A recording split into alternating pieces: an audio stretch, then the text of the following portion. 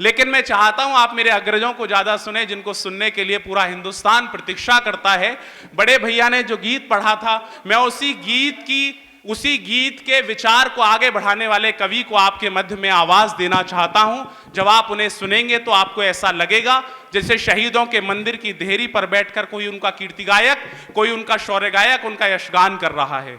आपने एक फिल्म देखी होगी कश्मीर फाइल्स, वो आज बनी, लेकिन आज से 15 वर्ष पहले, 20 वर्ष पहले जिस रचनाकार ने कश्मीरी पंडितों का दर्द अपनी कविताओं के माध्यम से पूरे हिंदुस्तान में गाया, मैं उस रचनाकार को आपके बीच में आवाज देना चाहता हूं।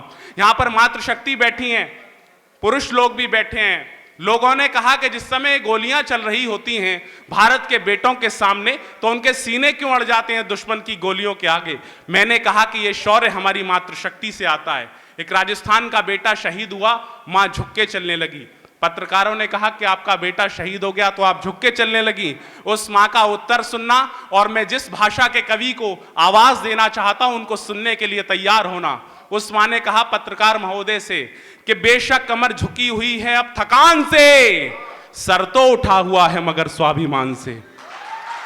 जोरदार तालियों के बीच आवाज दे मेरे बड़े भाई अमित शर्मा को, जिन्होंने गीता पर, श्रीमद् भगवत गीता को 15 मिनट में बांधा, अपनी 60-70 पंक्तियों में पूरी गीता का सार कहा, और पूरे हिंदुस्तान में करोड़ों करोड़ लोगों का उन्हें बहुत स्नेह मिला। एक बार जोरदार तालियों के बीच दोनों हाथ आकाश में उठाए, तालियों की शक्ल दें और आवाज दें मेरे बड़े भाई अमित शर्मा। बहुत बहुत आभार। कार्यक्रम अपनी श्रेष्ठता पर पहुंच रहा है, ये प्रसन्नता का विषय है। अब एक ही कवि विशेष हैं जो हमारे बीच में शेष हैं। दादा हमारे इस कवि सम्मेलन का समापन भी करेंगे, और समापन नहीं करेंगे, अगले वर्ष तक के लिए इस कवि सम्मेलन को सर स्थगित करेंगे, क्योंकि लगातार मैं नमन करता हूं, आपने इतने मन के साथ कार्यक्रम सुना। सर आप भी बैठ जाइए। बहुत बहुत धन्यवाद सर। मित्रों, मैं सोच रहा हूं कि कहां से शुरू करूं। छोटे भाई ने जो परिचय मेरा दिया, द कश्मीर फिल्म फाइल, कितने लोगों ने वो फिल्म देखी है? द कश्मीर फाइल्स कितने लोगों ने देखी? हाथ उठाइए। सभी ने देखी है।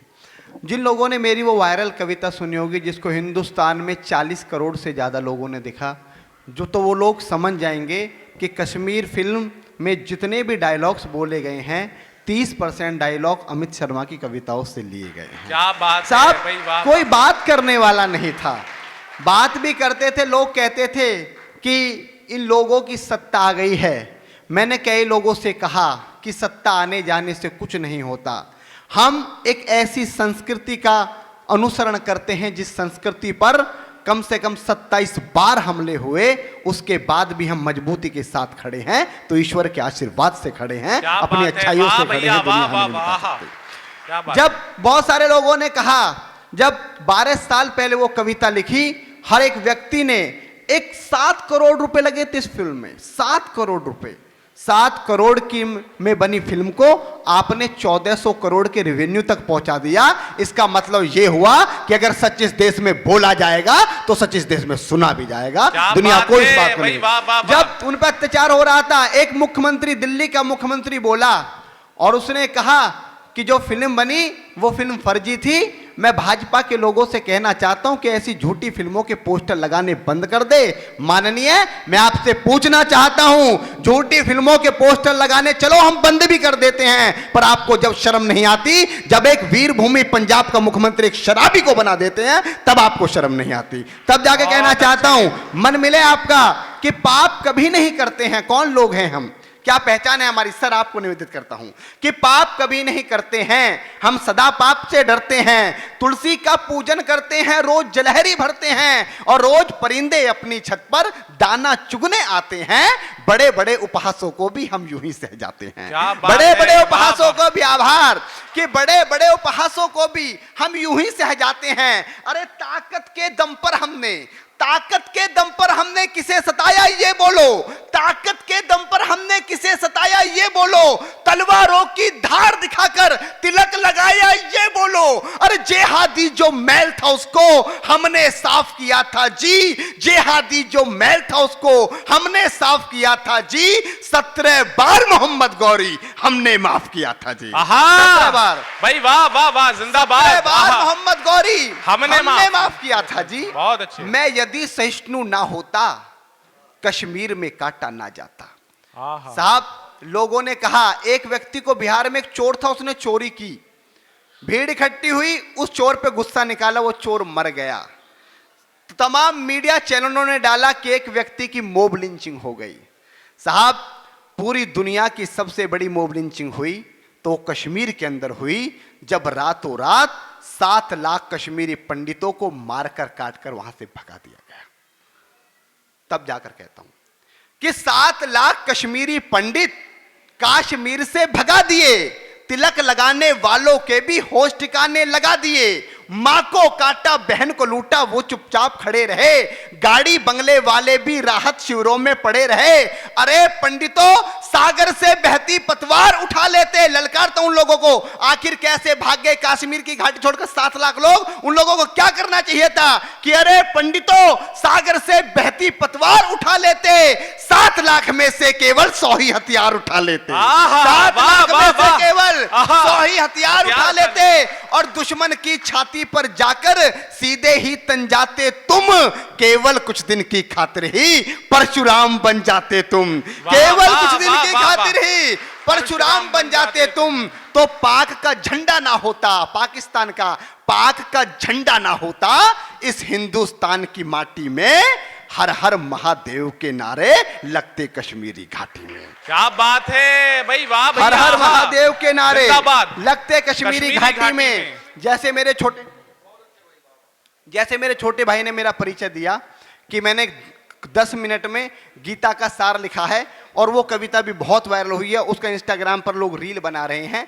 अगर आपका आदेश हो तो मैं 10 मिनट की वो गीता आपके सामने पढ़ना चाहता हूं। एक बार जोरदार तालियों के साथ गुजारिश करेंगे। और बस इसमें मैं एक चीज आप सभी लोगों से मांगना चाहता हूं सर, कि जितने भी लोग बैठे हैं, जब तक मैं इस कविता का वाचन करूं, कोई अगर जाना चाहे तो अभी जा सकता है। जब मैं इस कविता का वाचन करूं तो कोई ना उठे। मेरी पूजा की कविता है और जहां भी जाता हूं बहुत प्रेम स्नेह मिलता है। और इसकी 20 सेकंड की भूमिका इतनी है कि भगवान श्री कृष्ण कौरवों के पास गए। भगवान ने कहा कि अगर आप आधा राज्य नहीं दे सकते तो केवल 5 गांव दे दीजिए, 5 गांवों पे मैं पांडवों को मना लूंगा और इस भीषण युद्ध को टाला जा सकता है। भगवान को दुर्योधन ने अपमानित करके भगा दिया और कहा कि ग्वाले यहां से भाग जा, बिना युद्ध के तो मैं सुई की नोक बराबर भी जमीन नहीं दूंगा।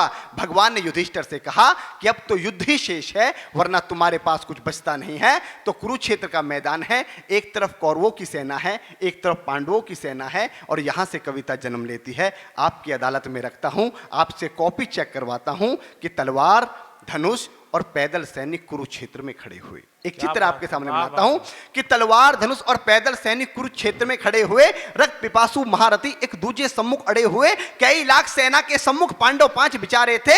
एक तरफ थे योद्धा तो एक तरफ समय के मारे थे। महासमर की प्रतीक्षा में सारे ताक रहे थे जी, महासमर की प्रतीक्षा में सारे ताक रहे थे जी, और पार्थ के रथ को स्वयं केशव हाँक रहे थे जी। क्या बात है, आभार, क्या चित्र बनाया है आपका इतना प्यार मिल जाएगा तो बहुत अच्छा क्या चित्र है भैया। और पार्थ के रथ को स्वयं केशव हाँक रहे थे जी। रणभूमि के सभी नजारे देखने में कुछ खास लगे। माधव ने अर्जुन को देखा, अर्जुन उन्हें उदास लगे। कुरुक्षेत्र का महासमर एक पल में तभी सजा डाला। 5 जन्य उठा कृष्ण ने मुख से लगा बजा डाला। हुआ शंखनाद जैसे ही सबका गर्जन शुरू हुआ, रक्त बिखरना हुआ शुरू और सबका मर्दन शुरू हुआ। कहा कृष्ण ने उठ पार्थ, कहा कृष्ण ने उठ पार्थ और एक आंख को मिच जरा, गांडीव पर रख बाणों को, प्रत्यंचा को खींच जरा और आज दिखा दे रणभूमि में, आज दिखा दे रणभूमि में योद्धा की तासीर। यहाँ इस धरती पर कोई नहीं अर्जुन के जैसा वीर यहाँ, इस धरती पर कोई नहीं, इस धरती पर कोई नहीं अर्जुन के जैसा वीर यहाँ। सुनी बात माधव की तो अर्जुन का चेहरा उतर गया। एक धनुर्धारी की विद्या मानो चूहा कुतर गया। बोले पार्थ सुनो कान्हा, बोले पार्थ सुनो कान्हा, जितने ये सम्मुख खड़े हुए हैं हम तो इनसे सीख सीख कर सारे भाई बड़े हुए हैं। इधर खड़े बाबा भीष्म ने मुझको गोद खिलाया है, गुरु द्रोण ने धनुष बाण का सारा ज्ञान सिखाया है, सभी भाई पर प्यार लुटाया कुंती मात हमारी ने, कमी कोई ने छोड़ी थी प्रभु माता गांधारी ने। ये जितने गुरुजन खड़े हुए हैं सभी पूजने लायक हैं। हैं, माना दुर्योधन दुशासन थोड़े से नालायक हैं। अरे मैं अपराध क्षमा करता हूं, मैं अपराध क्षमा करता हूं, बेशक हम ही छोटे हैं, ये जैसे भी हैं, आखिर माधव सब ताऊ के बेटे हैं। ये जैसे क्या भी बात है, हैं, आभार आभार बीना, आभार बीना हो गई, आभार। क्या बात है, क्या ये पंक्ति है भाई, क्या भारी भरी हुई पंक्ति जैसे है भी भाव में। हैं, आखिर माधव सब ताऊ के बेटे हैं। और छोटे से भूभाग की खातिर इंद्रप्रस्थ के इतने बड़े साम्राज्य को योगेश एक धर्म से भटका हुआ योद्धा जमीन का टुकड़ा बताता है और भगवान से कहता है कि छोटे से भूभाग की खातिर हिंसक नहीं बनूंगा मैं। छोटे से भूभाग, धरती के सबसे बड़े साम्राज्य को धर्म से भटका योद्धा जमीन का टुकड़ा बताता हुआ योगेश्वर से कहता है कि छोटे से भूभाग की खातिर हिंसक नहीं बनूंगा मैं, स्वार्थ साधकर निजकुल का विध्वंसक नहीं बनूंगा मैं। अरे खून सने हाथों को होता राज भोग अधिकार नहीं, परिवार मारकर गद्दी मिले तो सिंहासन स्वीकार नहीं, परिवार मारकर गद्दी मिले तो सिंहासन स्वीकार नहीं। और रथ पर बैठ गया, रथ पर बैठ गया अर्जुन, मुंह माधव से मोड़ दिया, आंखों में आंसू भरकर गांडीव हाथ से छोड़ दी। क्या बात है, वाह भैया। आंखों में आंसू भरकर गांडीव हाथ से छोड़ दिया। गांडीव हाथ से जब छूटा माधव भी कुछ अकुलाए थे। भगवान ने सोचा इसने तो बेइज्जती करा दी, इससे अच्छा मैं शंखनाद नहीं करता। लेकिन भगवान अपना अपमान कभी स्वीकार नहीं करते कि गांडीव हाथ से जब छूटा माधव भी कुछ अकुलाए थे, शिष्ट पार्थ पर गर्व हुआ, मन ही मन मुस्काए थे। भगवान ने सोचा इसका सब कुछ जा रहा है, उसके बाद भी ये परिवार को बचाने की बात कर रहा है, तो कहीं ना कहीं मेरे संस्कार हैं कि गांडीव हाथ से जब छूटा माधव भी कुछ अकुलाए थे, शिष्य पार्थ पर गर्व हुआ, मन ही मन मुस्काए थे। मन में सोच लिया अर्जुन की बुद्धि ना सड़ने दूंगा, समर भूमि में पार्थ को कमजोर नहीं पड़ने दूंगा। धर्म बचाने की खातिर एक अभियान शुरू हुआ। उसके बाद जगत गुरु का गीता ज्ञान शुरू हुआ। उसके बाद जगत गुरु का गीता ज्ञान शुरू हुआ। एक नजर में एक नजर में एक नजर में एक नजर में एक नजर में रणभूमि के कण डोल गए माधव। टकटकी बांधकर देखा अर्जुन, एकदम बोल गए माधव, पार्थ मुझे पहले बतलाते, पार्थ मुझे पहले बतलाते, मैं संवाद नहीं करता, तुम सारे भाइयों की खातिर कोई विवाद नहीं करता। पांचाली के तन पर लिपटी साड़ी खींच रहे थे वो, दोषी वो भी उतने ही हैं, जबड़ा भींच रहे थे जो, घर की इज्जत तड़प रही, कोई दो टूक नहीं बोले, पौत्र बहू को नगन देखकर गंगा पुत्र नहीं खोले, तुम कायर बनकर बैठे हो, ये पार्थ बड़ी बेशर्मी है। संबंध उन्हीं से निभा रहे जो लोग यहाँ अधर्मी है, संबंध उन्हीं से निभा रहे जो लोग यहाँ अधर्मी है। और हे पांडु के पुत्र, हे पांडु के पुत्र, धर्म का कैसा कर्ज उतारा है, शोले होने थे आंखों में पर बहती जलधारा। हा भाई, कविता की पंक्ति शोले है, होने थे आंखों में पर बहती जलधारा है। और गांडी उठाने में पार्थ जितनी भी देर यहां होगी,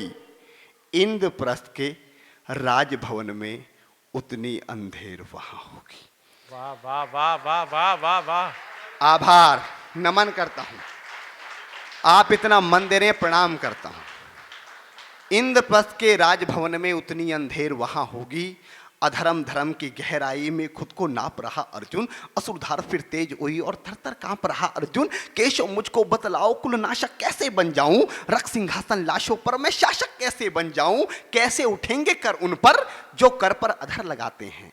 कर का मतलब होता है हाथ, अधर का मतलब होता है होठ, जो मेरे हाथों को चूमते उन पर हाथ कैसे उठाऊं। कैसे उठेंगे कर उन पर जो कर पर अधर लगाते हैं, करने को जिनका स्वागत ये कर भी स्वयं जुड़ जाते हैं। इन्हीं करों ने बाल काल में सबके पैर दबाए हैं, इन्हीं करों को पकड़ करों में पितामह मुस्काए हैं। अपने बाणों की नोक जो इनकी ओर करूंगा मैं, केशव मुझको मृत्यु दे दो उससे पूर्व मरूंगा मैं। केशव मुझको मृत्यु दे दो उससे पूर्व मरूंगा मैं। बाद युद्ध के मुझे ना कुछ भी पास दिखाई देता है, माधव इस रणभूमि में बस नाश दिखाई देता है।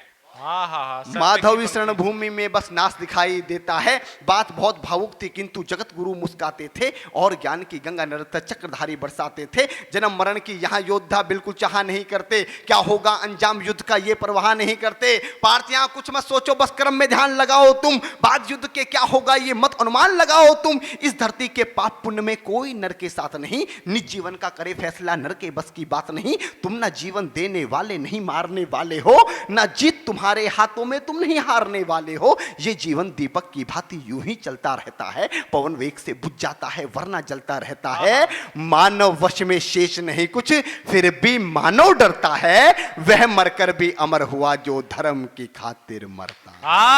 वह मरकर भी, आभार नमन करता हूं, वह मरकर भी अमर हुआ जो धर्म की खातिर मरता है। ना सत्ता सुख से होता है, ना सम्मानों से होता है। योगेश्वर ने सबसे बड़ा सम्मान बताया। सर, हमारे घर में इतने सम्मान रखे हुए हैं कि सम्मान रखने की सम्मानित जगह भी नहीं बची है। लेकिन सबसे बड़ा सम्मान क्या है कि ना सत्ता सुख से होता है, ना सम्मानों से होता है। जीवन का सार सफल केवल बस बलिदानों से होता है। वाह वाह, जीवन का सार सफल केवल बस बलिदानों से होता है, और देहदान योद्धा ही करते हैं। ईश्वर ने बीना वालों मुझे एक अनमोल पंक्ति दी। उस पंक्ति को लिखने के बाद मैं कई दिनों तक भाव विभोर रहा। जो हिंदी समझने वाले हैं, जो हिंदी के विद्यार्थी हैं, जो साहित्य समझने वाले हैं, जो कविता समझने वाले हैं, उन लोगों की अदालत में ये पंक्तियां लिखता हूं। अगर दिल पे ठग से दस्तक दे तो वो माहौल इस पांडाल में चाहूंगा जो अब तक ना बना हो, कि देहदान योद्धा ही करते हैं, देहदान योद्धा ही करते हैं, ना कोई दूजा जाता है। देहदान योद्धा ही करते हैं, ना कोई दूजा जाता है। रणभूमि में वीर मरे तो शव भी पूजा जाता। भाई वाह, कविता की पंक्ति है। आहा, एक बार दोनों हाथ उठाकर तालियां दो भाई, मन दो। आहा, क्या बात है भैया, दोबारा पढ़ो इसे। आहा, वाह वाह वाह, क्या बात है भाई, वाह वाह, कविता हो गई एक पंक्ति में। कि रणभूमि में वीर मरे तो शव भी पूजा जाता है। और योद्धा की प्रवृत्ति जैसे, एक पंक्ति में श्रीमद् भागवत गीता का सार बताता हूं कि भगवान पूरी गीता में क्या कहना चाहते थे। कि योद्धा की प्रवृत्ति जैसे खोटे शस्त्र बदलती है, वैसे मानव की दिव्य आत्मा दैहिक वस्त्र बदलती है।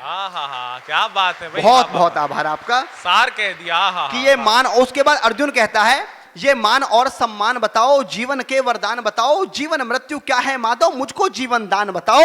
अरे काम क्रोध की बात करी तो मुझको उत्तम काम बताओ।